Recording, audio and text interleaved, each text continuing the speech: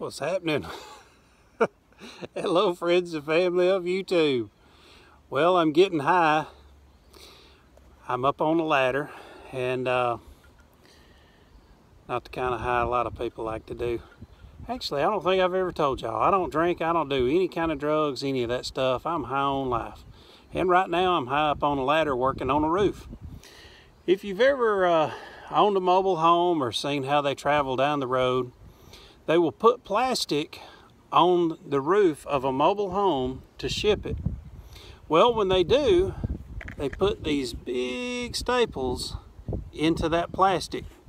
Boy, you talking about causing a mess. Let me show you what I'm working on today. I don't know if you can tell by this angle, but right there, that roof dips down right there real bad. Boy, I got the shakes. Maybe I need a drink. Anyway, right there, it dips down real bad, and there's other places along the roof that it dips down as well, but you can't really tell through the camera, but you can definitely see. I can tell right there. Yeah, I believe you can tell that. So right here is a dip. So what I'm doing now is I'm getting out the last of these little staples, and I'm going to put some metal in there. Let me go ahead and stick it in there, and then I'll show you what I'm doing. Okay, so what I've done is I have slid a piece of metal up under this second shingle, hoping that as water comes down through here, it will ease its way off the roof. Now, this is not a permanent fix. I need about a 6-month, maybe 9-month repair, and hopefully this will get me through till I get the funding to put a metal roof across the entire house here, or maybe even sell this mobile home. That would be ideal, as if I could sell this place, but not the property, just the home. Anyway, I'm going to put some of these metal screws. Let me show you some of those.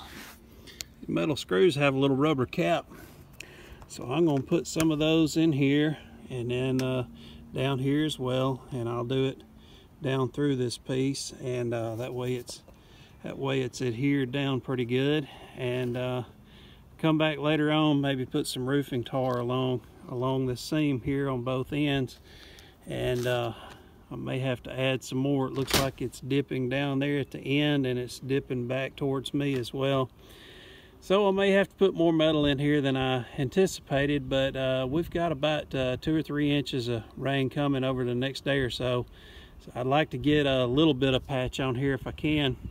I'm afraid what's happening is probably in the bedroom down below, some of this may be seeping back in the walls, causing a mess and making a little bit of mildew in the wall. So we'll give this a try and see how it works. Ladies, I'm going to ask for your advice on something. So at the end of the video, I've got a serious question for you, all the ladies. I need y'all to stick around and answer this. Give me some good advice, please. And just leave your advice down in the comments. Well, here's the box to the generator I just bought today. You can see that it's a Champion. And what I want you to notice is the wattage. You can see that this thing has a running wattage of 1400. Man, I am telling you what, this thing is so lightweight. I can easily lift this thing up with one hand, one finger. Look at that. That weighs about 55 pounds, I think it is, something like that. You can see that it's got a 3-year warranty on it, and man, I can't wait to get this thing going. Let me show you the other generator that I have by Champion. Okay, this is the one that I've had for years, and I tell you, I love this generator.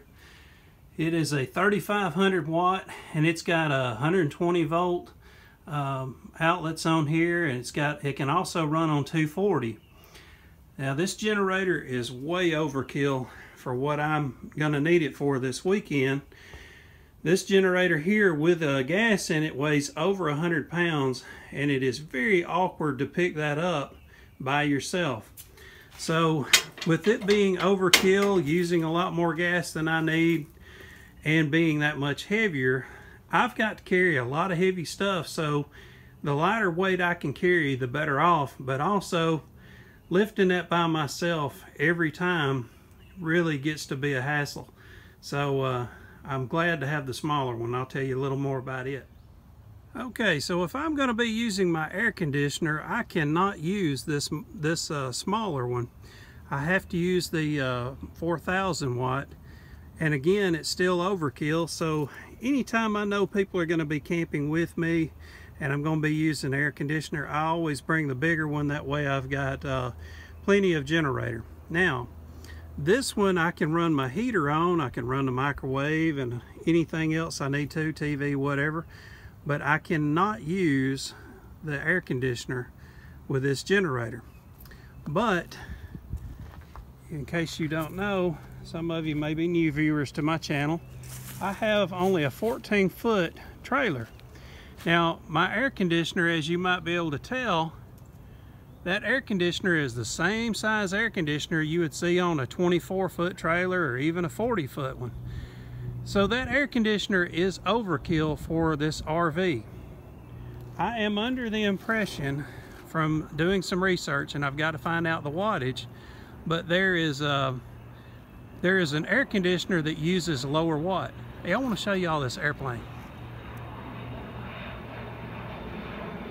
I don't know if you can see that, but he's red, white, and blue. It's like Evel Knievel airplane. He's flown over me about 6 times today. Anyway, from my understanding, there is a smaller wattage air conditioner that you can install on top. And the good of that is that if I'm under the correct assumption that it pulls that much more or less wattage, I will be able to use that small generator to operate this air conditioner, which means that year-round I could use that tiny little generator that only weighs 55 pounds, something like that. I can lift that all day long and not hurt my back. But that big generator, with it being such a wide body, your arms are spread out awkwardly trying to pick it up and move it and carry it. And if you're wondering why do I need to lift it and carry it so many times, whenever I get to a show, let's say I got to go to the store or I want to go eat out or something, I would literally have to take the generator every night and lock it up inside the RV, or hope that I could put chains on it and nobody cut the chains. And so that becomes somewhat of a hassle. With this one weighing only 50 pounds, I can either put it in the RV while I'm running an errand or going to eat, or I can put it in the van with me and lock it up, take it wherever I go. So a lot of convenient factors involved with this little generator here. Now, if you notice, this tag says that this generator takes 10W30 oil. Most generators and lawnmowers, that kind of thing, generally run on just 30 weight, straight 30 weight. But this one is going to take 10W30. So I've got to put 6 ounces of oil in here, which is about 1/4 of a quart. And then I'll be able to start this thing up. I just poured the gas in. Of course, it did not have any gas in it. I think it's an EPA issue as to why they ship them with no gas and no oil. But anyway, you can notice that this has a gas gauge on it too. So it'll show you how low or how high your fuel level is. So I just put gas in it. This has never run before, so I want to see how many pulls it takes to get this thing started. So let's try it out.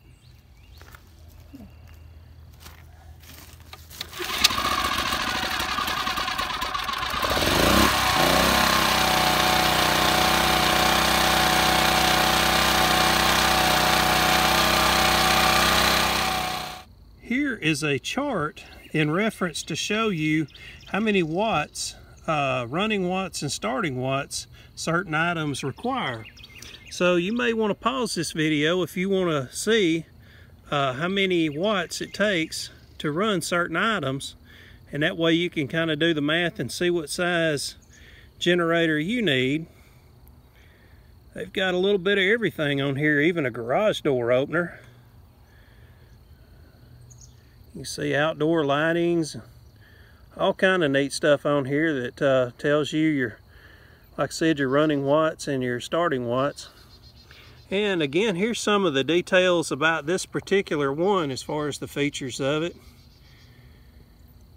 Man, I tell you what, for $200, this is a cat's meow right here. I am digging this. I don't think I told you where I got this generator from. This is from Tractor Supply. Walmart carries one similar to this, but it's not the same wattage, and there's a few other places that carry this one similar to it. What's crazy is the Walmart one is not the same wattage, it's actually lower wattage, and it costs more. So this one is $1.99 at Tractor Supply. I'm going to tell you something, a lot of Tractor Supplies say that they have it in stock, but as you go to the store and you check on it, it's not there. So you got to be careful with that. So I did find a store that actually had it in stock, and we picked it up today. So yeah. Well, as you see, I just got this generator started off of one pull right out of the box. So man, that's pretty impressive. And man, I love that Champion that I showed you out in the shop, the bigger one. It has been every time it takes 2 pulls. You have to do the choke. I don't care if it's August or if it's December. You've got to put the choke on. 2 pulls and you're ready to go. Looks like this one takes 1 pull. So man, that's all right. So yeah, I'm gonna have to do a little more research, find out more about that air conditioner that takes lower wattage, because man, that would be nice if I could run this generator to operate the AC as well. I'm sure it would be very limited. I doubt I could run anything else at the same time. I doubt the TV, I don't know. I had to check and see how much wattage the TV pulls and see if I could run it at the same, or maybe even air conditioner. I hadn't even thought about that till this very second. So I don't know. It may not be able to happen, but I'm going to check into it anyway, and I'll let you know what I come up with. Anyway, there's been a debate within my family here. So what I want is I want the women to leave comments below telling me their opinion. I have family telling me I need to shave this junk off, me being a single man. They're telling me, some of them's telling me I'm always going to be single if I've got this going on. And I've got other women telling me don't shave it. So we've kind of got a tie going right now. It's like 2 say to cut it and 2 say to keep it. So y'all tell me, ladies, what do y'all think? Cut this mess off or let it stay or whatever. So I'm going to let y'all be the judge. And I guess if it's still a tie, I guess I'll make the decision my own self. I don't really care one way or another. It's not that big a deal for me. Back when Purdy and I was together, she always wanted me to stay rough looking. I don't know if that's so that I didn't, so that I wasn't attractive enough that any other woman would want me. I don't know what the purpose in it was, but anyway, I just kind of got used to that style and left it alone. Before her and I got together, I was always clean cut. You never seen me with any facial hair, but anyway, just kind of wanted to see what y'all thought about it. So ladies, leave some comments, tell me what you think. Well folks, I hope y'all enjoyed it today. I kind of put a video from a few days ago together with this one here, and hey, I'm about to head out on the road going to do a show, and there's going to be some pretty neat stuff happening at this one. As long as the weather is acting right, I'll be able to get y'all some pretty cool footage if all goes well. So anyway, hope y'all can stick with me on that one, and hope to see y'all soon. Y'all have a great day. Take care. Bye-bye.